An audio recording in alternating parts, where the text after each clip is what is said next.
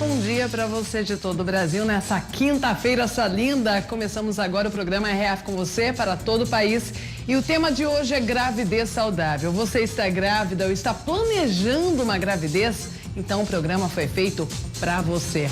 Bom, tá curioso para saber o que vai ver hoje aqui, né? Então dá uma olhadinha. Tudo o que você precisa fazer para manter uma gravidez saudável. Uma receita fit para comer durante a gestação. No estúdio você vai conhecer o projeto Conexão Materna. Tem ainda as principais notícias do dia. Após 11 horas de sessão, ministros rejeitam habeas corpus para Lula. Adiamento de vacina da gripe provoca filas em postos particulares. E interior de São Paulo registra a invasão de cobras. O RF com você, é claro, está apenas começando. Apenas começando e seguimos assim até a 1h da tarde. Você vai conhecer a quichinha, mas não se trata de uma quiche pequena não, viu? É uma quiche de coxinha. Ai, que delícia nessa hora do almoço. É ainda hoje, portanto, não saia daí por nada desse mundo. De volta aí ao vivo sempre, né? 11h35, tema principal do dia, gravidez saudável. Você está grávida ou está planejando uma gravidez? Então o programa foi feito para você, viu? Fique atento.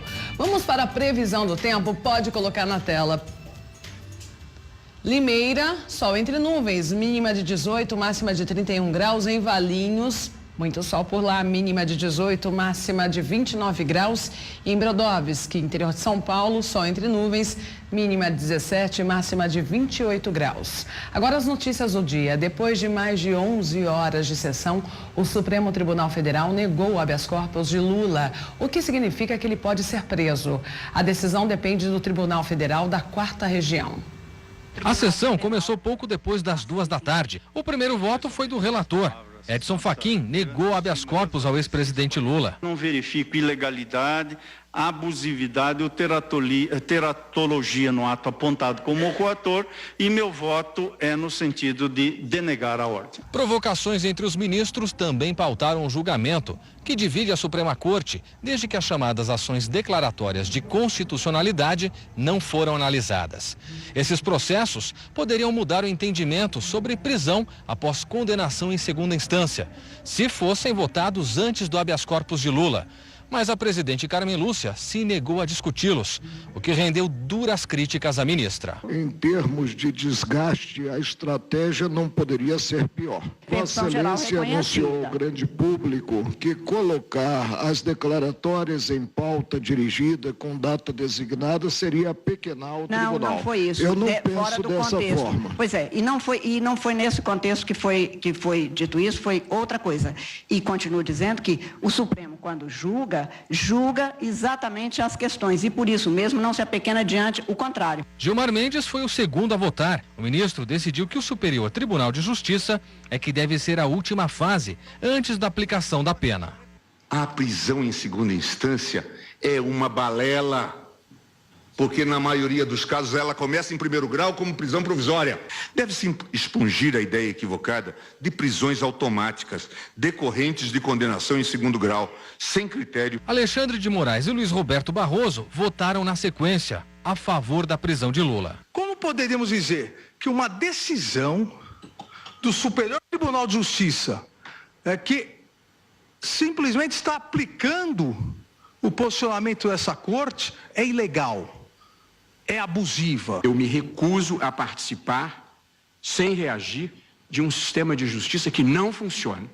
E quando funciona, é para prender menino pobre, geralmente primário. Se nós voltarmos atrás, essas transformações que nós finalmente estamos conseguindo no Brasil, com atraso, mas não tarde demais, elas vão regredir.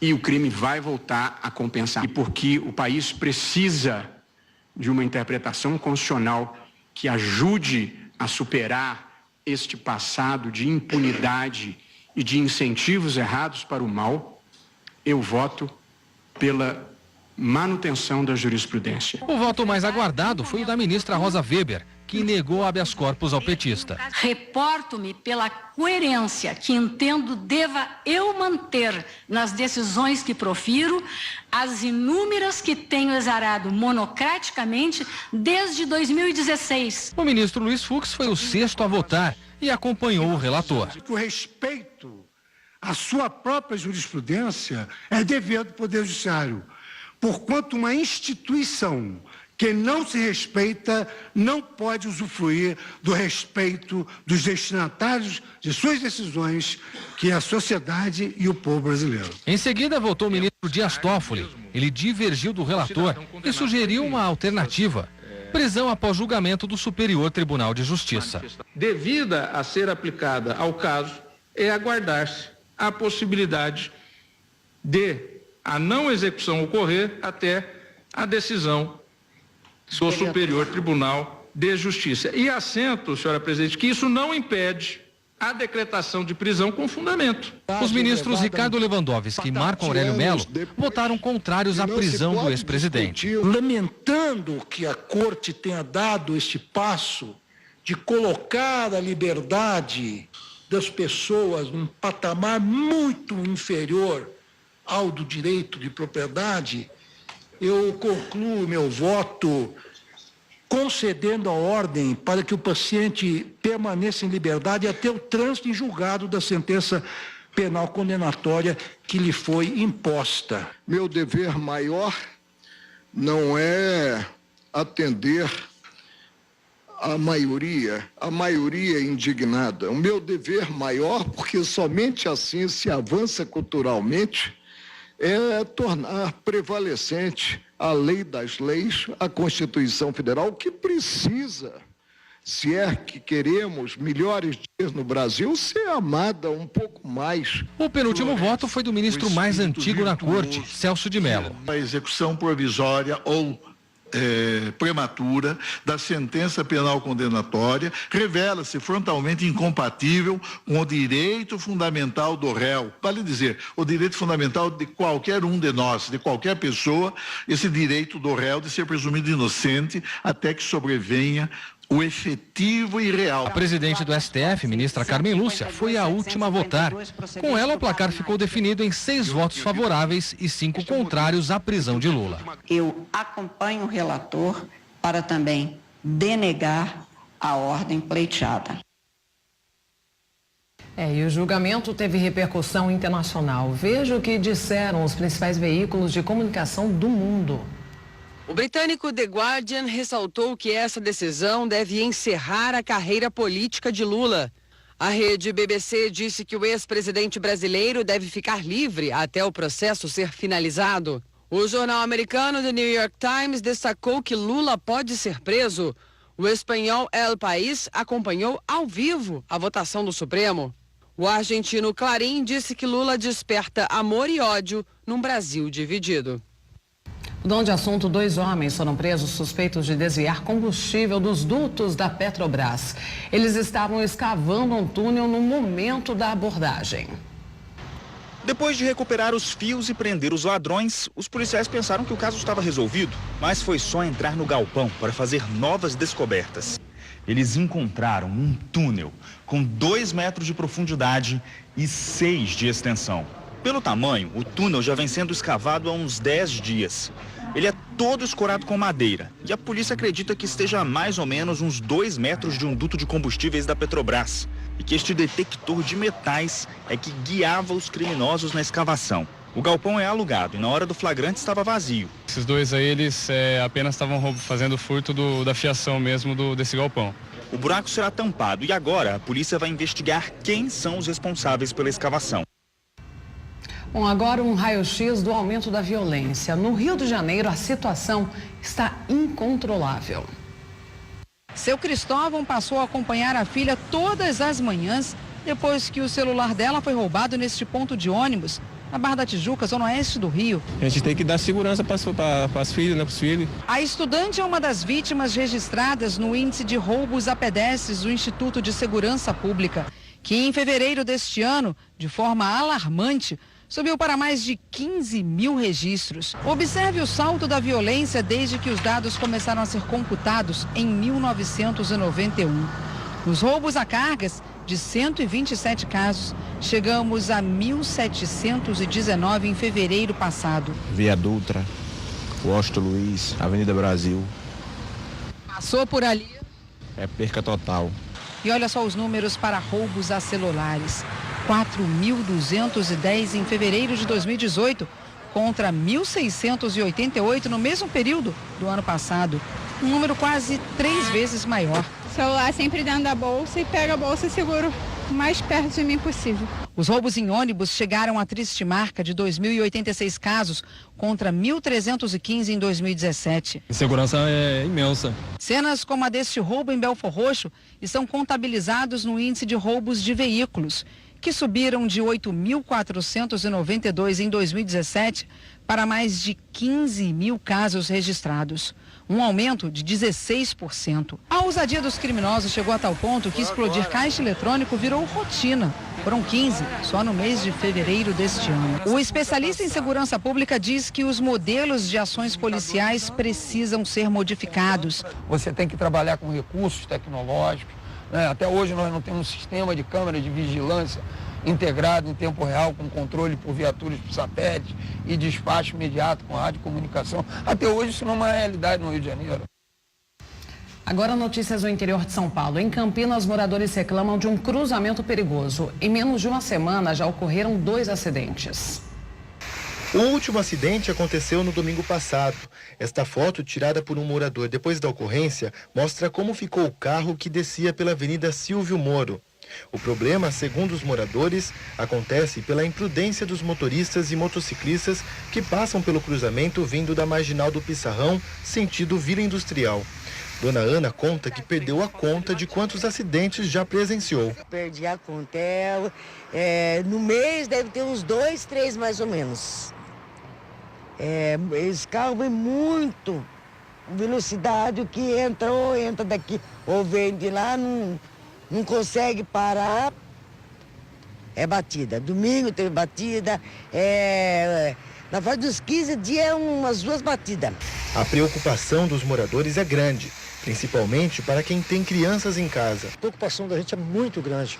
Não tem sinalização, as pessoas não respeitam. Então a gente fica preocupado.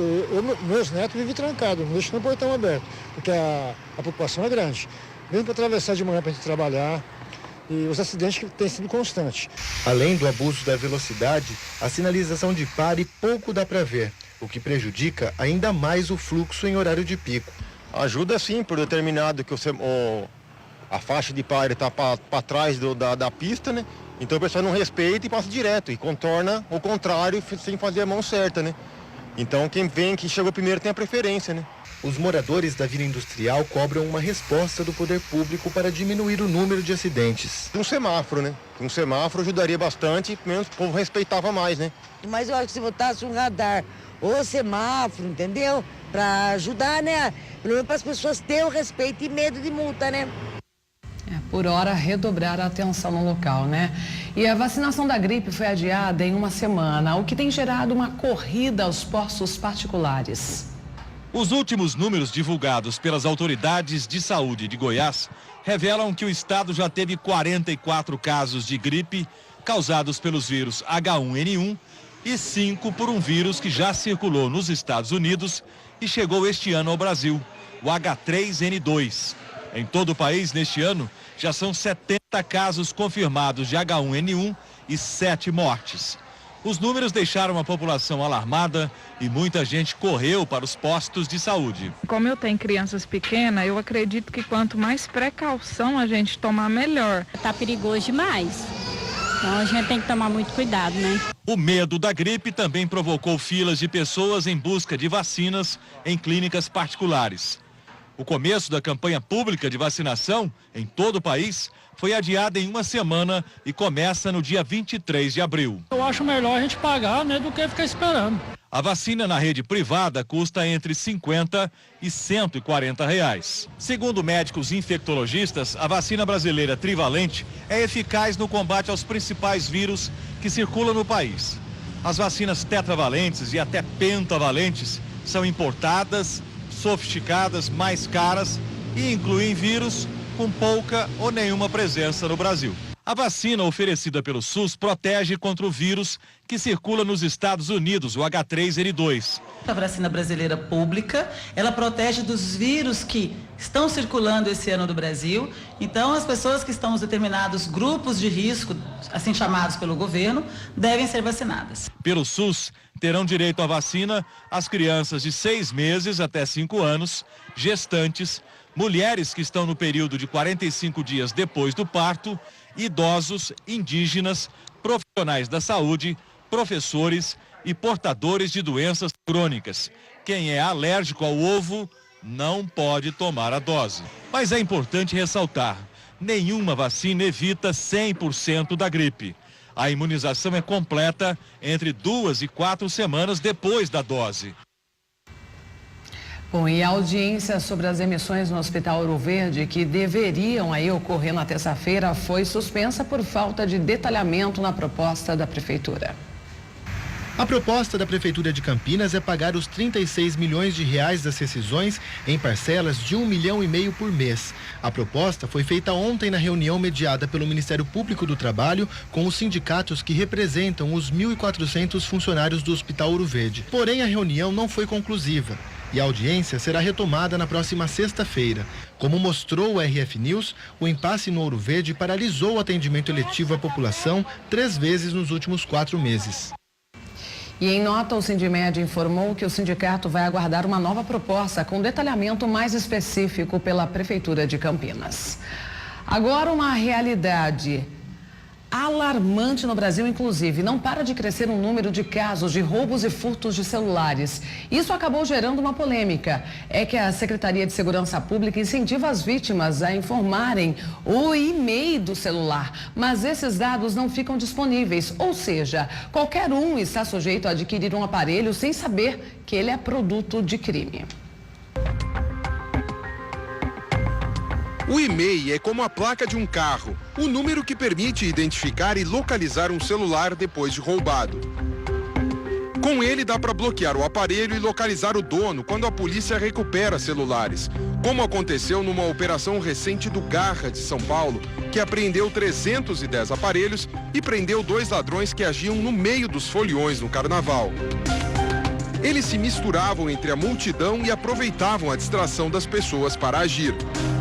Geralmente são criminosos novos, que agem mediante destreza em locais com grande aglomeração de pessoas, ou em festas, eventos. Os celulares eram levados para este prédio na região central da cidade e os policiais descobriram que era o porteiro da noite quem coordenava o esquema. Francisco das Chagas Pereira, de 45 anos, foi preso em flagrante. Os telefones foram encontrados numa área por onde passam as tubulações do prédio. Em outro bloco de carnaval, em Guarujá, no litoral paulista, um grupo de menores tentou fazer um arrastão. O tumulto foi gravado com um celular.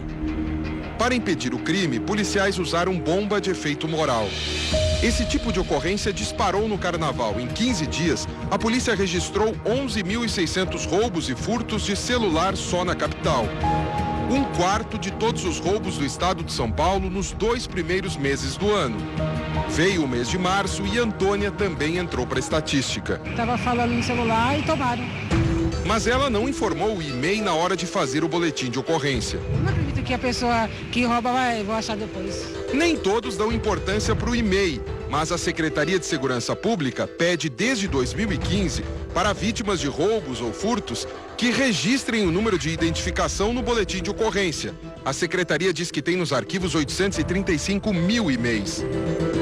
Mas a Polícia Civil nega ter esses dados. Com base na Lei de Acesso à Informação, o portal R7 pediu a lista com a identificação de todos os aparelhos roubados na maior cidade do país entre 3 e 18 de fevereiro deste ano, período mais crítico até agora.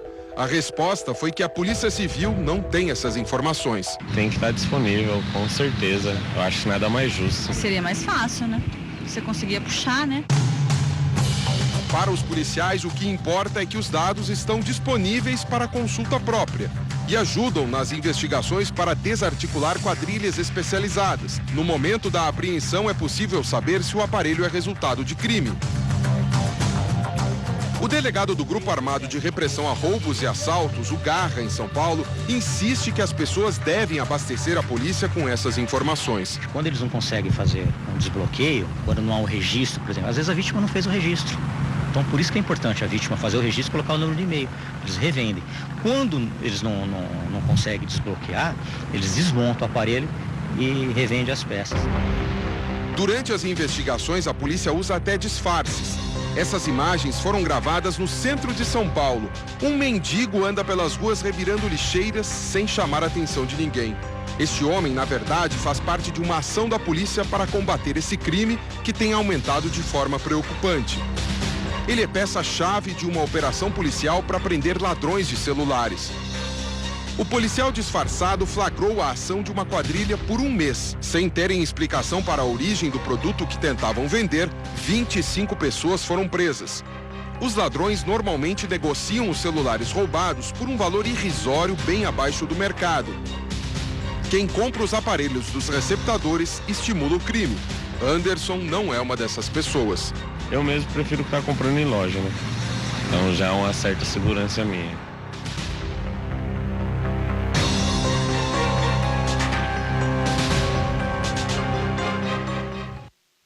Absurdo, né? E no interior de São Paulo, uma invasão de cobras tem preocupado os moradores. Olha só. Juliana não imaginava que seria a próxima a se deparar com uma serpente em casa. Ela já estava para entrar na minha cozinha. Fiquei muito assustada, porque a gente pensa assim, na minha casa não vai aparecer, né? A cascavel foi capturada pelos bombeiros. Eles tiveram que voltar ao mesmo bairro no dia seguinte para capturar outra cobra, desta vez na casa da Rafaela. A diarista conta que foi o filho de 12 anos que encontrou o animal enrolado perto do telhado da cozinha. Meu menino que do nada olhou para cima e viu a cobra lá. Eu não sei nem como ele reconheceu que era uma cobra, porque para mim era um pedaço de pano. Depois disso, acabou o sossego. Olha, até embaixo da cama agora, né? Principalmente dentro do carrinho do neném, que eu morro de medo. O pior é que não é exagero dos moradores. Segundo os bombeiros, de janeiro até agora, foram capturadas 163 cobras na área urbana de Marília, no interior de São Paulo. O número é 35% maior do que o registrado em todo o ano passado. Em 2017, pouco mais de 120 serpentes foram capturadas. Todos os dias nós tivemos apreensão, captura de cobras. Inclusive, por vários dias nós tivemos mais de uma cobra capturada. Esses animais, eles têm aparecido sempre na região periférica da cidade, mas não tem um local específico. Ainda não há um estudo que justifique o aumento repentino de cobras na área urbana, mas uma das causas mais prováveis é o crescimento da cidade. Outro fator que contribui muito para o aparecimento dos répteis é que muita gente insiste em jogar lixo e entulhos em terrenos baldios.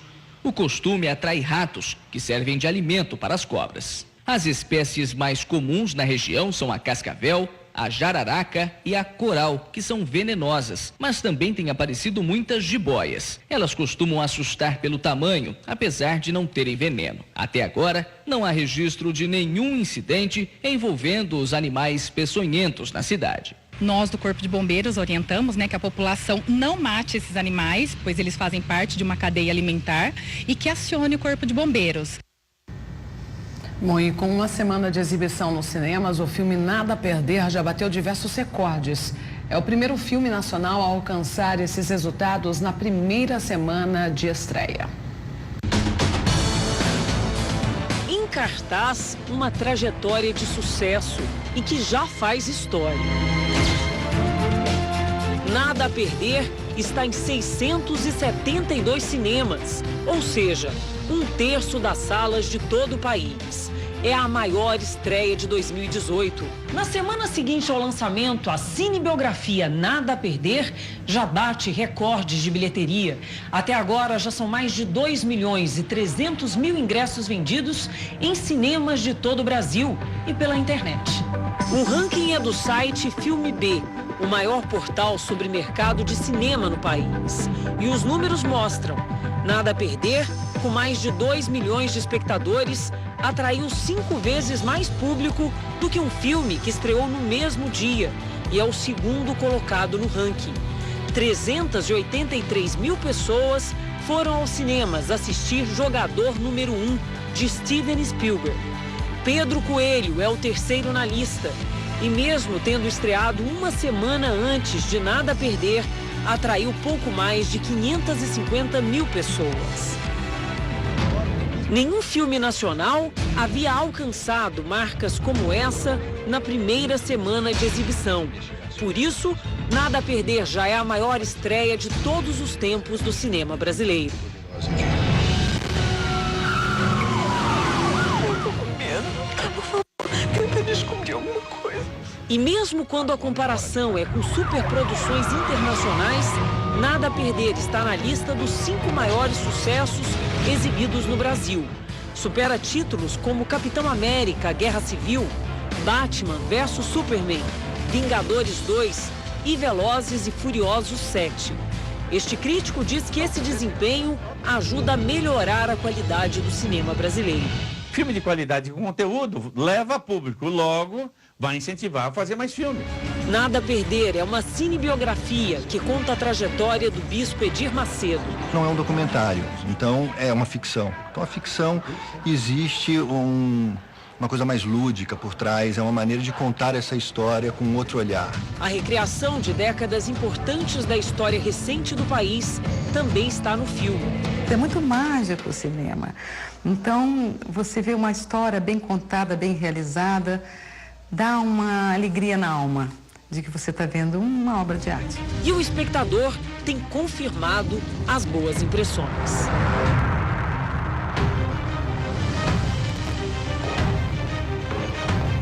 Nível internacional, qualidade, produção excelente. Realmente vale a pena sim conferir Nada a Perder. De volta e ao vivo nessa quinta-feira, 12h07. E aí, já comentou nas nossas redes sociais, ainda não tá perdendo tempo. Quer mandar uma selfie bem bonita, que eu sempre recebo? Tira a foto aí assistindo aqui o RF com você. Me manda no WhatsApp, coloca na tela, produção, 19971024854. Pode mandar a sua dúvida, a sua pergunta sobre gravidez saudável. Isso mesmo, o tema daqui a pouco no estúdio. Curte a nossa página no Facebook também, entra lá, /Rede Família Oficial, basta clicar em curtir, curtindo todo dia, tem postagem novas, entrevistas, as matérias, inclusive de todos os programas aqui da Rede Família. E no Instagram, a rede social que eu tanto amo, @canal Rede Família, nos segue lá também. Falando em foto, já temos algumas participações para colocar aqui, momento beijo? Temos? Então pode colocar na tela. Temos, produção? Olha lá, o Wellington de Paraibuna, interior de São Paulo, ligadinho no RF com você.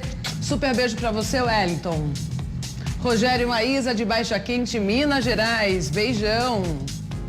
Super beijo para Maria e Bianca de José de Freitas, Piauí. Essas são as primeiras participações, você pode fazer o clique agora e me mandar. Bom, agora você vai conhecer um exemplo de gravidez saudável. Nós vamos conversar com a Fernanda para saber como é a rotina dela de exercícios e alimentação. Vamos ver.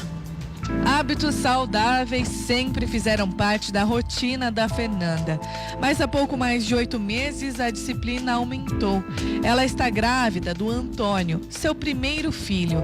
E manter a gravidez saudável, para ela, não foi difícil. Eu sempre fui super disciplinada, já tem 6 anos que eu acompanho com nutricionista, sigo uma dieta, uma vida saudável. Mas aí após a gravidez a gente faz algumas adaptações. Primeiro que o começo da gestação tem aquela parte toda dos enjoos, aquela parte que a gente não se sente tão bem.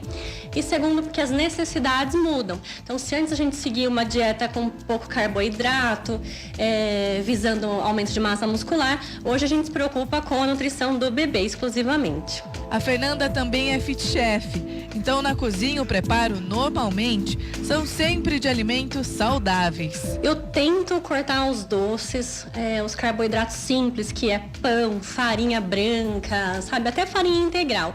E procuro dar mais prioridade para os alimentos saudáveis, comprados no varejão, no açougue, menos industrializados. Então tudo que a gente desembala menos e descasca mais. E para ajudar a manter uma rotina saudável, a Fernanda conta com mais um aliado, os exercícios físicos. Mas a gravidez não foi desculpa para Fernanda abandonar a rotina dos treinos, não. Ela está entrando no 8º mês de gestação e nem mesmo o barrigão foi capaz de atrapalhar a disciplina da futura mamãe. Mas é claro que o treino, além de supervisionado, teve algumas alterações. A Fê já treinava um bom tempo comigo, há 2 anos, e ela e o Mauro tinham uma rotina de treino muito intensa. Treinavam 5 vezes por semana, e depois que a gente descobriu a gravidez, totalmente, a gente começou a treinar 2 a 3 vezes por semana. A intensidade do treino dela começou a se tornar moderada, a leve. Foi como eu falava pra ela costumava ser fitness, fazia os exercícios com cargas altas. Eu falei, Fê, agora você é o wellness, que a gente costuma falar que é o bem-estar, né? Que é para priorizar a saúde dela e do bebê. Com o barrigão, vem também os desconfortos da gravidez que podem ser amenizados com a prática de atividades físicas. Na gravidez a gente sente muito peso da lombar, a gente sente as pernas pesadas, então é muito bom fazer o exercício porque você vê o seu corpo trabalhando em movimento e alongando, né? Fazendo os exercícios certos. Fora os benefícios para o parto. Para quem quer ir tentar um parto normal, tem vários exercícios que dá pra gente fazer ao longo da gestação. E os benefícios são muitos. Principalmente, ajuda na diminuição do ganho de peso, né? Durante esse período de gestação. O percentual de gordura também é muito menor. Ajuda a melhorar a resistência muscular dela e cardiorrespiratória, para melhorar as articulações e ter suporte para aguentar esse barrigão durante todo esse tempo, né? Para as futuras mamães, as atividades na academia são sempre mais leves, mais tranquilas, de baixa intensidade. Nada de levantar muito peso ou se esforçarem demais. O objetivo para as gestantes é garantir a saúde da mamãe e também do bebê. A intensidade é o principal. Como a Fê treinava muito pesado, agora a gente diminuiu a carga pela menos que a metade. E os exercícios agora são todos mais levinhos, priorizando mesmo só para ela manter a boa forma e o bem-estar para ela e para o bebê, né? E qualquer uma pode aderir a essa prática. Na verdade, a gravidez não tem nenhum impedimento com o exercício físico. Pelo contrário, a gente só tem que fazer algumas adaptações e as mamães não precisam ficar com medo. É só procurar seu médico, ele vai indicar. Se ele não indicar também, se tiver algum problema ou alguma patologia, sei lá, alguma coisa que impeça, aí não, mas contra isso, tranquilo. Até quem nunca fez exercícios, a maioria dos exercícios que a gente mostrou hoje, ela fez com peso corporal, então são coisas fáceis de fazer e qualquer uma pode fazer sim. Manter a rotina de treinos e alimentação saudável é um desafio diário. Além desses cuidados, a Fernanda ainda se divide entre ser mãe, blogueira e cuidar do administrativo de uma empresa. Mas a rotina não é desculpa para ela, não. Eu sempre falo que é questão de prioridade. A gente tem que se organizar, acordar 1 horinha mais cedo. É questão de saúde também. Tem que fazer, não tem outro jeito, é obrigação.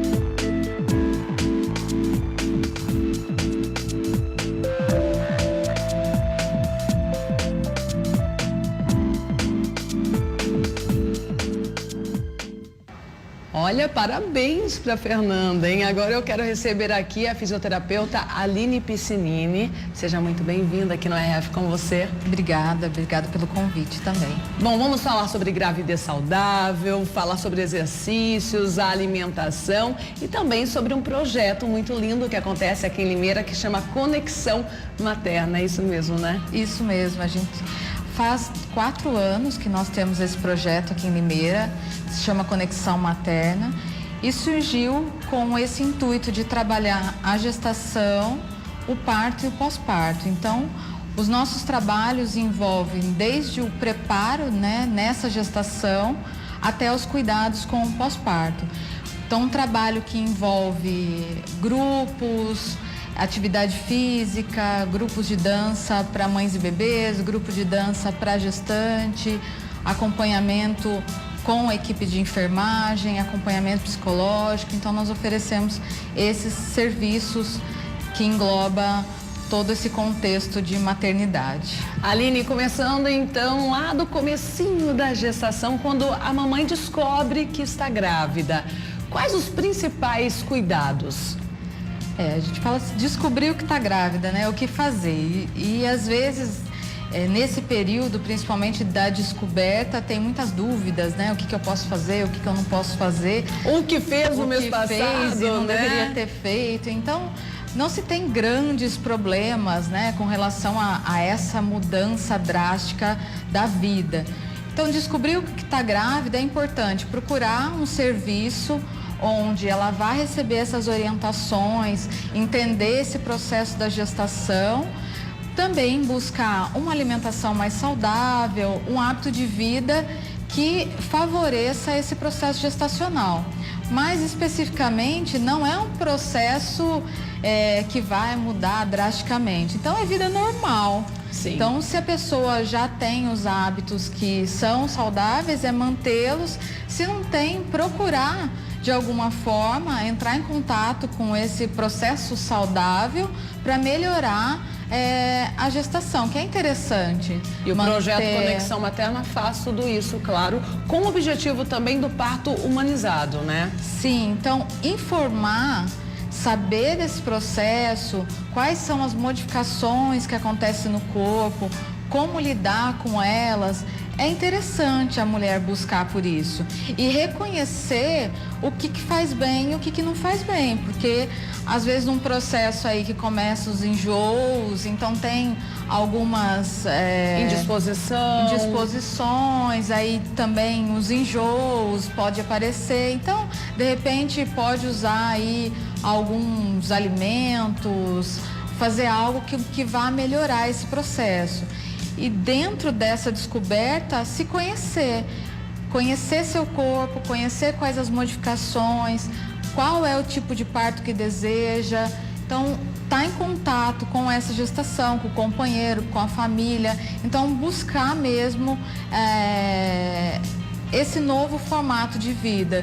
Então, um bebê ele não chega só como um filho, né? Ele traz uma mudança em toda a rotina, tudo, né? Na verdade, daqui a pouco a Thalita também, do projeto Conexão Materna, estará aqui, né, falando sobre essa escolha do parto humanizado, né? Qual a diferença de cesárea para o parto normal, a opção do parto humanizado, né? Que é muito interessante hoje em dia e vem crescendo muito esse conceito, né?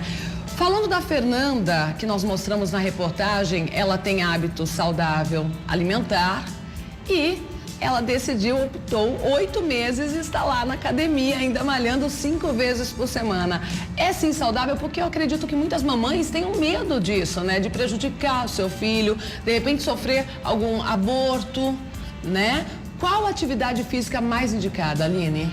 A atividade física, ela depende muito do hábito que essa gestante já tinha anteriormente. No caso da Fernanda? A Fernanda, ela já praticava atividade física, é uma pessoa que não era sedentária, ela gosta de academia, então ela gosta da musculação, ela manteve nessa prática. Então, na gestação, ninguém vira atleta, mas não tem contraindicação quanto ao treino. O que tem que tomar cuidado é qual a intensidade. Então, uma mulher que está num período gestacional e nunca correu, ela não vai começar a praticar corrida na gestação.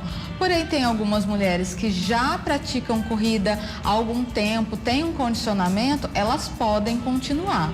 Então, depende, se não tem nenhuma contraindicação, risco de aborto, se está tudo bem com o colo do útero, se é um processo natural, saudável, sem nenhum risco, ok, ela pode continuar a atividade que ela já praticava. Se não, é interessante que ela busque por exercícios que vão favorecer esse processo gestacional. Qual, por exemplo? Então, eu trabalho com o Pilates, eu vejo um resultado muito bacana, porque faz essa relação de cada fase do parto e trabalhando com os exercícios específicos. Então, trabalha com a mobilidade pélvica, trabalha com o ganho de fortalecimento do abdômen, com a mobilidade da pelve, o alívio das dores. Então, nós vamos conseguir limitar cada fase com a prática de exercício. Então, é interessante, eu gosto muito do Pilates, vejo que isso facilita muito depois para a mulher no parto e até nos cuidados no pós-parto.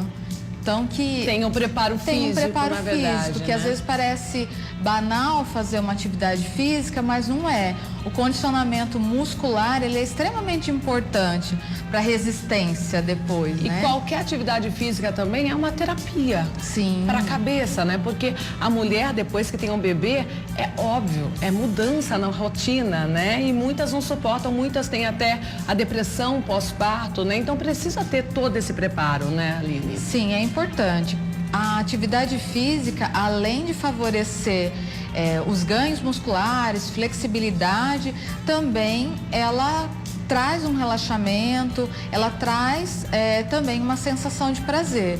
Então, a busca pela atividade, ela não pode estar limitada só, quero fazer uma atividade pensando só no parto, mas tem todo um contexto que envolve esse trabalho, que é interessante a pessoa gostar daquilo que faz, sentir prazer de alguma forma na prática que ela se propôs a fazer. Com certeza. Aline, no projeto Conexão Materna, eu acredito que vocês trabalham muito com o psicológico também, né, da gestante.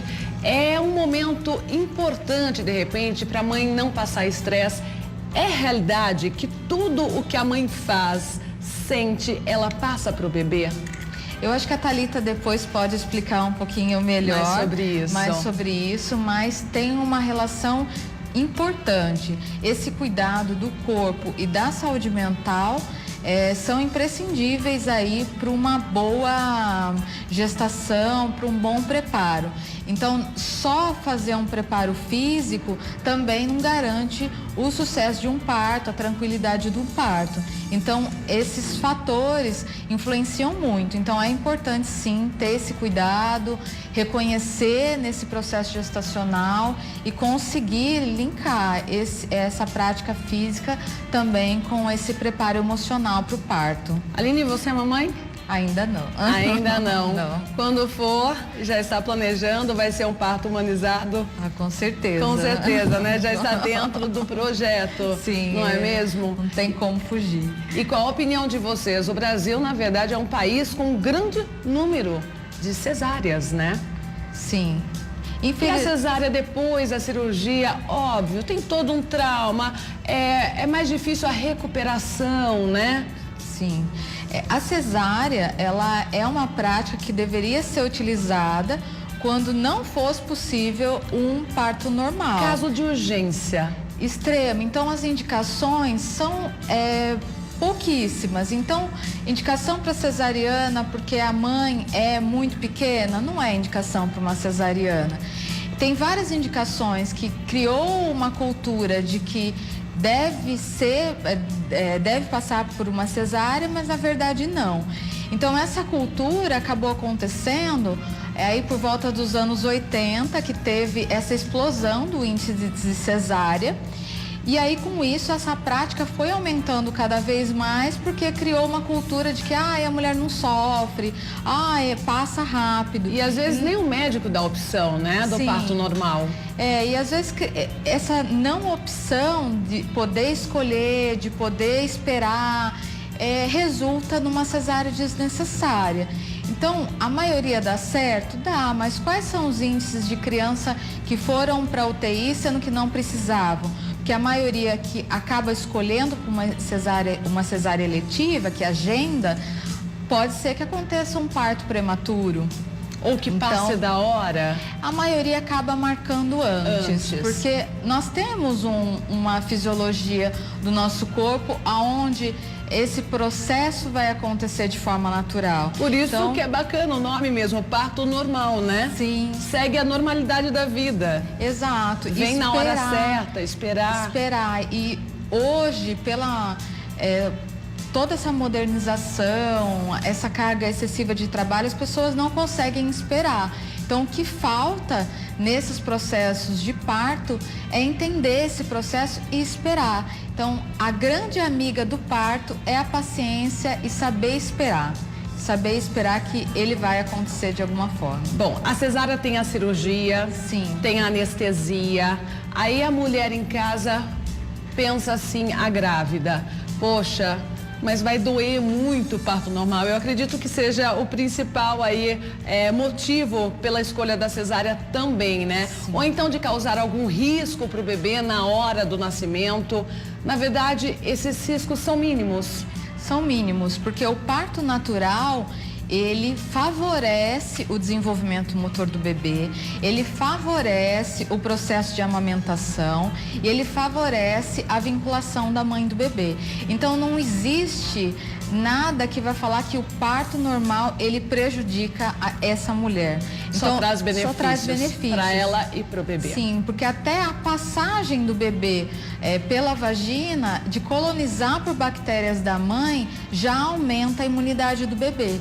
Então são coisas que a natureza fez que não é à toa. Então as pessoas sempre nasceram de parto normal, de via natural. Os animais nascem de parto natural. Então esse é o objetivo dos bebês serem colonizados por bactérias boas, né? Que a bactéria de hospital, ela não é uma bactéria boa para o bebê. Então, com certeza. Um risco de uma cesárea é muito grande. Tem risco de infecção hospitalar, por exemplo, Sim, né? Risco de infecção, o corte, a recuperação. Às vezes, por agendar previamente o processo de lactação da mãe, então amamentar fica mais difícil. Então, o parto normal favorece todo esse processo e até a volta dessa pelve, a volta dessa musculatura. Então, é muito mais fácil com o parto normal. Aline, adorei o bate-papo. Daqui a pouco a Thalita, ela já está aqui, também vai falar um pouquinho mais sobre esse projeto lindo que acontece aqui em Limeira, Conexão Materna. Parabéns pelo trabalho. Obrigada pelo convite também, né? Seja sempre bem-vinda. Muito obrigada. Bom, agora nós vamos para um rápido intervalo e continuamos falando sobre gravidez saudável. Não saia daí por nada desse mundo.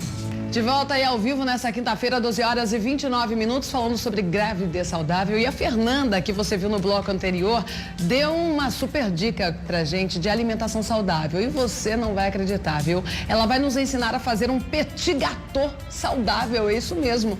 Vamos ver.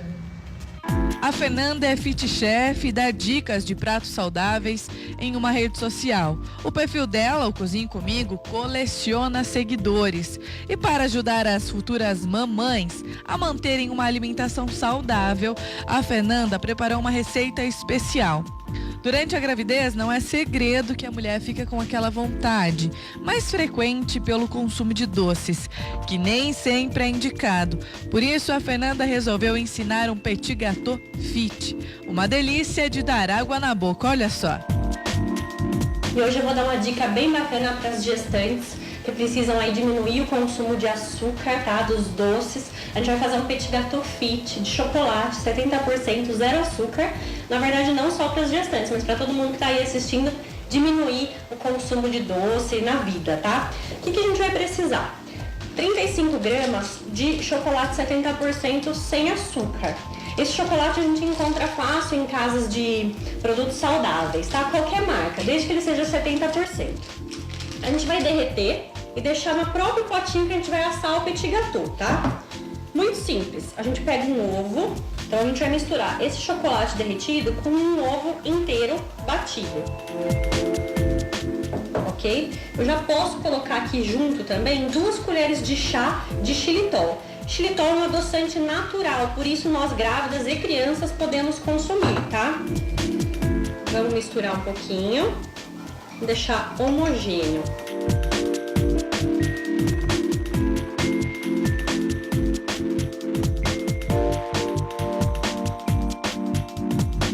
Terminando um pouquinho de mexer, a gente vai colocar uma colher de chá de manteiga ghee. Manteiga ghee não é uma manteiga que tem menos gordura, mas ela é uma manteiga mais saudável porque ela é livre de lactose e impurezas, tá? A gente encontra nas casas de produtos saudáveis também. Aqui, ó, uma colher de sopa de farinha de amêndoas. Pode ser farinha de castanha do Pará, farinha de coco, o que você tiver na sua casa. Agora a gente dá uma última mexida para deixar bem homogêneo. Algumas pessoas vão ter algumas dúvidas. Nossa, ela não colocou fermento. Por quê? A gente quer um resultado de um petit gâteau e não de um bolinho.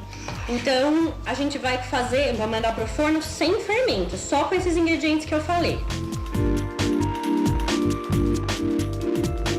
Agora é importante que a gente limpe a borda com papel toalha para o resultado final ficar bonito antes da gente mandar para o forno. Pode ser micro-ondas? Não, não pode, porque o micro-ondas ele vai cozinhar como um bolinho e o resultado que a gente quer é um petit gâteau, úmido no centro. Então terminou de limpar as bordas, a gente vai pegar, colocar em cima de uma assadeira e mandar para o forno pré-aquecido a 180 graus.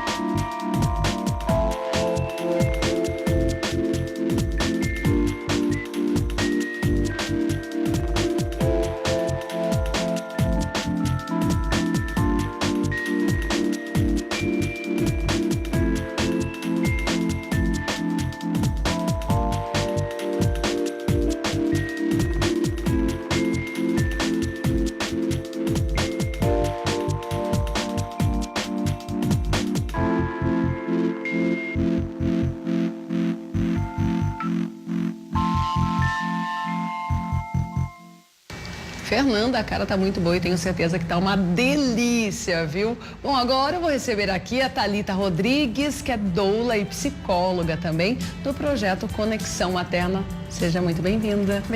Obrigada pelo convite. É um prazer mais uma vez participar do programa. Bacana, para falar de um assunto tão lindo, né? Sim, maternidade e parto humanizado. A primeira pergunta que eu acho que muita gente que está em casa não sabe, o que é doula?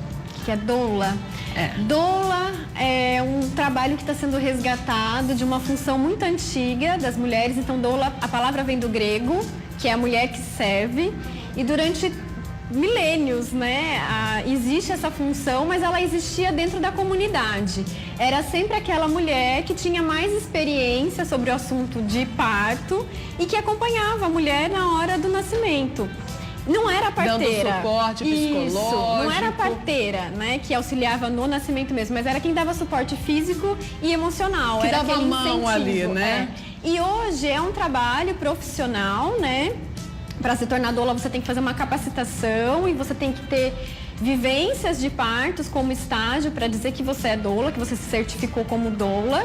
Algumas têm outras formações, como eu, que sou psicóloga também, né? E depois fiz o curso de doula. E aí uni essas práticas para ajudar as mulheres. O que a gente faz especificamente? Acompanha desde a gestação, na preparação física e emocional para esse parto. E na hora do parto é a gente que vai aliviar a dor por meio de massagens, de técnicas de respiração, de posições que facilitam o nascimento e aliviam a dor. E é o suporte emocional, porque a doula é quem mais conhece a mulher. Sim. É quem passou a gestação inteira de forma muito íntima, conhecendo cada medo, né? Conhecendo cada característica daquela mulher. Então a gente conhece a fundo a mulher para poder ajudá-la a passar por esse processo. E a sua estrutura? Como que é no momento que você vê a chegada então do bebê?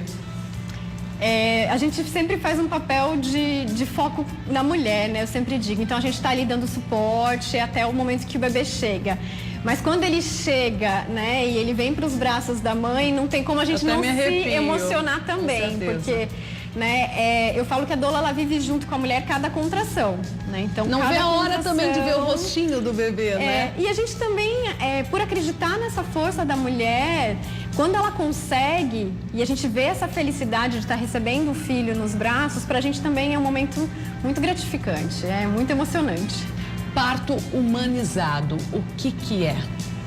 O parto humanizado, vamos dizer assim, que ele não é um tipo de parto, né? Ele pode ser um parto normal, mas pode não ser humanizado. Pode acontecer um parto normal e esse parto normal ser extremamente violento e não ser humanizado, exatamente. Humanizado é tudo que você disse que a doula faz. Não só a doula, é importante que toda uma equipe preste uma assistência humanizada. O parto humanizado, ele é a característica dele é que essa assistência à mulher seja humanizada. O que é uma assistência humanizada? Onde toda a equipe, médico, enfermeira, doula, todo mundo que faz parte desse processo, respeite o protagonismo dessa mulher. Então, que ela possa escolher em que posição que ela quer ficar durante o parto, que ela possa ingerir líquidos, que ela possa se movimentar, que seja evitado todo tipo de intervenção desnecessária para acelerar o processo. Então, é respeitar o desejo dessa mulher dentro da segurança, né, do que é seguro para a saúde dela e para o bebê. É que esse momento seja um momento de respeito e de que essa mulher possa ser ouvida. Então, a assistência humanizada, ela é isso. Ela mudou aquele modelo em que era centrado apenas na figura da equipe, do médico, era só eles que decidiam. E agora no parto humanizado, é a mãe que pode também decidir. Ela pode dizer, não, eu não gostaria de que rompessem a minha bolsa agora, né? Eu gostaria de esperar um pouco mais. Se tá tudo bem com ela e com o bebê, não tem por que acelerar o processo se esse for o desejo dela. Como também no parto humanizado, não vai garantir que esse processo vai terminar num parto normal. Às vezes ela pode precisar de uma cesárea, né? De uma cesárea intraparto, né? Por uma indicação, por algo que acontece e que torna esse parto normal algum risco de saúde para a mãe ou para o bebê, né? Às vezes o bebê não está realmente encaixado, embora ele tenha feito todo o acompanhamento no projeto. Sim, não é pode garantia, acontecer. né? Não é garantia. A gente facilita para que esse corpo esteja o mais apropriado e que essa pelve, para tudo seja balanceado, né, e equilibrado para esse nascimento acontecer de forma natural. Mas às vezes no momento pode acontecer algo que sai do controle de todo mundo e aí a cesárea precisa ser feita. Bom, a equipe Conexão Materna acompanhou toda a gestação, né, com todo esse trabalho multidisciplinar na hora do parto. Ele pode ser feito onde? No hospital, na casa da pessoa? Pode ser na casa? Sim, né? Pode ser na casa e pode ser no hospital, né? Legalmente isso é possível, desde que a mulher tenha uma equipe de responsabilidade técnica pelo parto. Então, assim, um parto domiciliar, ele tem que ser um parto planejado. Essa gestante tem que ser uma gestante de baixo risco. Então, durante todo o pré-natal médico, ela não pode apresentar nenhuma alteração.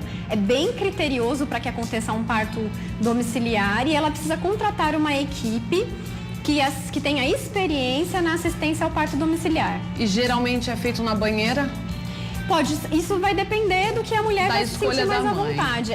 Dentro do parto domiciliar, a gente leva todas as opções para que ela possa ter, porque a banheira é para que é? A banheira é para uma forma de analgesia, né? É para aliviar a dor, os desconfortos das contrações.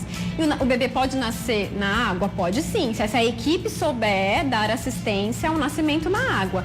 A doula, ela não faz parte da equipe técnica, então assim, não é a doula que responde tecnicamente por esse nascimento, então tem que ter uma equipe técnica mesmo. Preparada. E no hospital a mesma coisa, o nascimento pode ser dentro da banheira, se esse hospital tiver, né, esse recurso. Mas o mais importante para um parto domiciliar, para um parto humanizado dentro do hospital, é que a equipe tenha experiência e capacitação para uma assistência mais natural possível e respeite o plano de parto da mulher, porque o plano de parto o que é? É onde a mulher manifesta o seu desejo para o parto, baseado em orientações e informações que ela vai tendo ao longo da gestação do que a Organização Mundial da Saúde recomenda para o nascimento, o que é mais seguro para o nascimento, né? Então é muito importante se basear as práticas dentro do hospital também, para que seja humanizado, no que a Organização Mundial da Saúde recomenda. Bacana, Thalita, adorei a entrevista. Nós estamos com o contato aí, ó, o e-mail conexãomaterna@gmail.com para quem quiser entrar em contato, então, com esse projeto lindo realizado aqui em Limeira. Vocês atendem também região? Sim. São Carlos, Rio Claro, Araras, Campinas. Bacana, então quem quiser aí entrar em contato, não perde tempo, você, mamãe. E a última pergunta para fechar, então, que eu havia feito a pergunta para a Aline anteriormente, né? E você, como psicóloga, pode falar ainda melhor, com mais propriedade. É questão de sentimento, até para alertar todas as mamães aí, papais, né? Tudo que a mamãe sente, raiva, tristeza, passa para o bebê? Isso é uma questão que levanta, assim, muitas discussões, na verdade, né? Os bebês, de algum modo, eles sentem se essa adrenalina altera, né? Se o corpo dessa mãe se modifica. As emoções, elas interferem também no corpo físico, né? Então, o bebê sente, de algum modo, essas alterações de maneira sensorial. A gente não tem comprovação até que ponto eles sentem emocionalmente, porque essa constituição psíquica, ela acontece depois, né? Sim. O bebê, ele é mais sensações, mas ele sente de algum modo, né? No nível sensorial. Eu penso que, assim, as mulheres não precisam se culpar se passaram por algum nervosismo, por alguma situação difícil, que isso não seja mais um peso. Nossa, Sim. eu passei por uma situação difícil e agora... Não se culpe. Não Busque precisa o amor, se culpar, mas buscar dentro dessa gestação momentos de bem-estar também, né? Momentos em que ela se sinta bem por ela primeiro. E ela se sentindo bem, ela vai refletir isso pro bebê também, na gestação e depois que ele nascer. Então, não se culpe, mas busque se cuidar, busque práticas que te auxiliem nesse momento para que você possa controlar a sua ansiedade, para que você possa controlar o seu estresse. Uma palavrinha-chave, Thalita, equilíbrio. Isso, né? Exatamente. Como tudo Você na disse vida. Tudo. Exatamente. Né? Muito obrigada pela presença, viu? Parabéns pelo projeto mais uma vez e ótima tarde. Volta aí ao vivo, 12 horas e 49 minutos, quase na reta final, mas ainda tem matéria. Sabe por quê? Porque agora você vai conhecer a tal da quichinha, é isso mesmo. E não se trata de uma quiche pequena, e sim de uma quiche de coxinha, que foi apresentada em um evento de culinária. É de dar água na boca, vamos ver. Por aqui nada de economia nas porções dos ingredientes, quase meio quilo de cada item, frios, mini coxinhas e batata frita, tudo junto para formar uma quiche gigante de coxinha, uma mega quichinha. Wagner aceitou o desafio, mas não estava tão seguro de que iria dar conta de 1,5 kg de comida, de uma vez só. Dá até para suar. Quem é que vai vencer, você ou o prato?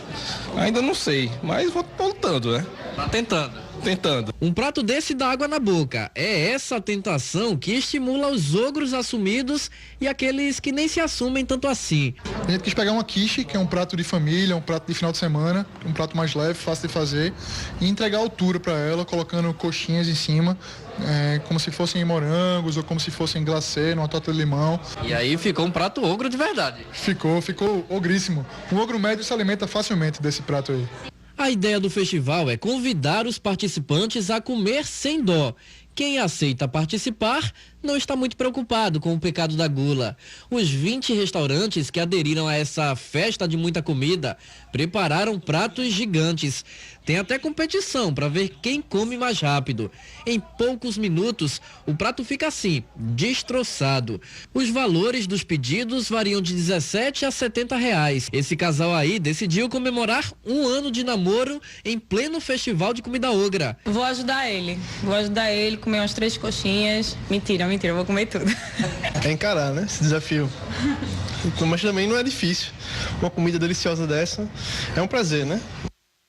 Olha, eu vou proibir matéria de comida nesse horário de almoço, viu? Ai, que fome, né? Bom, a Páscoa já passou, mas a solidariedade continua e você vai conhecer agora o poder do trabalho voluntário. Uma instituição de ensino de Campinas decidiu pôr as mãos na massa e fazer o bem a centenas de crianças. Um projeto de voluntariado que surgiu na sala de aula e envolve alunos e professores desta instituição de ensino. O objetivo é desenvolver ações solidárias e espalhar o amor pelo próximo. Voluntariado é contagioso, né? É bom a gente perceber o quanto a gente impacta na vida do outro e como a gente pode impactar positivamente na vida do outro. Além disso, todo esse processo de organização de um evento que a gente, para o nosso tamanho, um evento de grande monta, os alunos precisam exercitar muitas habilidades que eles vão precisar na vida.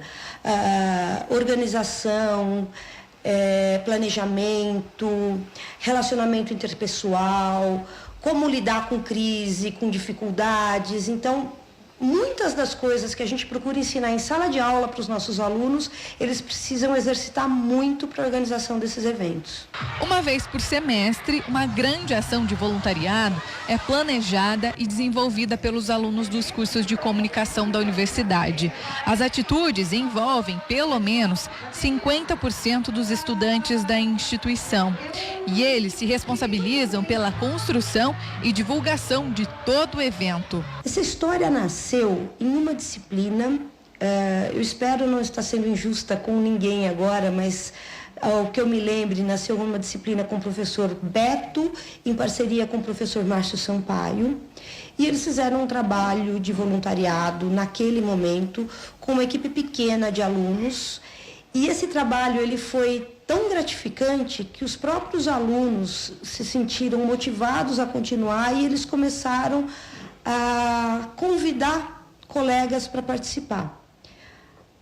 Isso cresceu quase que de maneira espontânea e natural. Aí nós, como instituição, abraçamos essa ideia e hoje a gente trabalha pelo menos uma vez por semestre com uma iniciativa como essa. E os alunos aprovam a iniciativa. Hoje em dia, a gente não tem muito tempo de olhar para o outro. A gente vive correndo e só pensando em nós mesmos.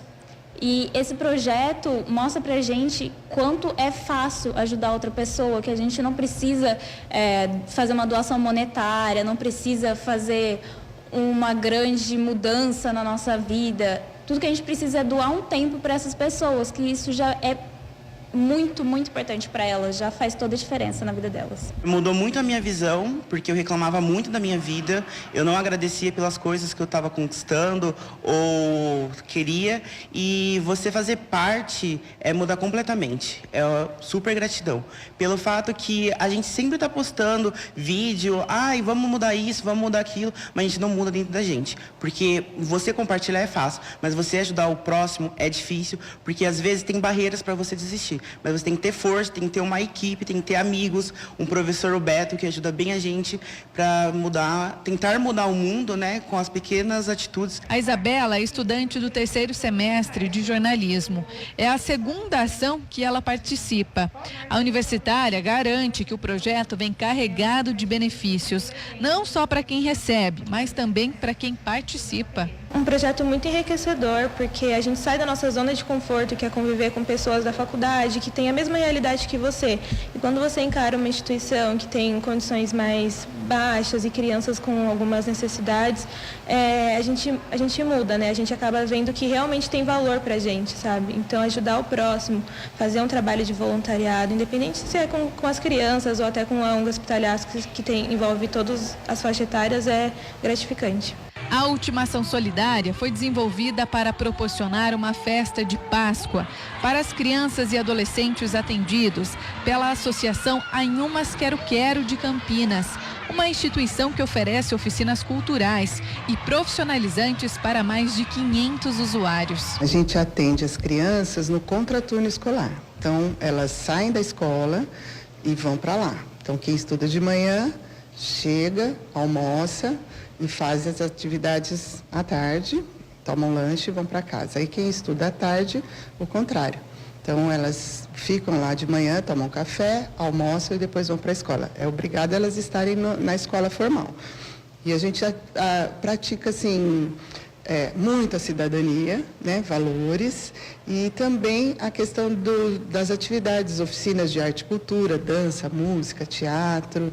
E para os mais velhos, a gente tem muitas oficinas de capacitação profissional, informática, corte e costura. É tudo para inserir essas crianças, né, que normalmente são marginalizadas, vivem em situação de vulnerabilidade social. E é muito gratificante, né? Porque elas têm um outro lar lá dentro. Os alunos prepararam uma festa cheia de carinho e com tudo que faz os olhos de uma criança brilhar, Comidas típicas, doces, shows, brincadeiras. Até os personagens infantis saíram dos desenhos animados e participaram deste grande evento, que deu um show de solidariedade. Além disso, os estudantes ainda aproveitaram esse clima de pós-Páscoa e entregaram mais de 500 ovos de chocolate. Uma experiência que marcou muito a vida deles. Foi bem gratificante pelo fato que são crianças e mexe com qualquer pessoa, né? Então você recebe em troca um sorriso de uma criança, que isso muda o nosso dia, a nossa noite. A gente está cansado, a gente reclama e você está ali, você vê a energia da criança que sempre está contente e a expectativa foi maravilhosa, foi muito bom fazer parte. Foi um sentimento muito gratificante, porque você vê como as crianças estão se sentindo felizes de estar tendo uma Páscoa diferente da sua realidade, tendo uma Páscoa com brincadeiras, ovos e tudo que a gente pode proporcionar para elas. Então, é muito gratificante, porque a gente está fazendo um trabalho para elas, mas do mesmo jeito a gente recebe. Então, é um sentimento mútuo.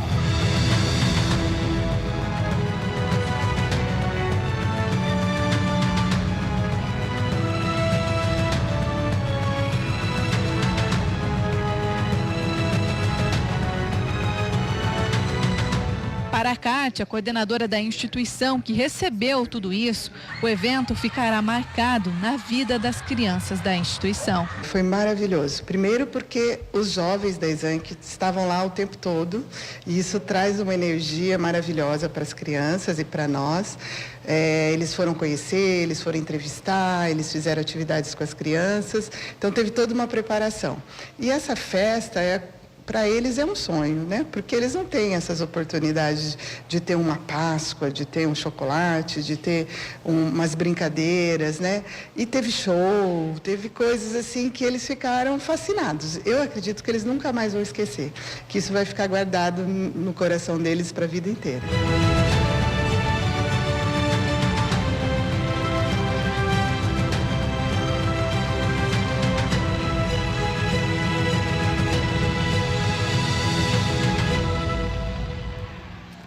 Projeto lindo, se doar solidariedade não faz mal para ninguém, né? Bom, já estamos na reta final. Hoje não tem foto, a produção já falou, Marielle, deu por hoje. Então tá, volta amanhã, porque amanhã sextou. Até lá. Super beijo.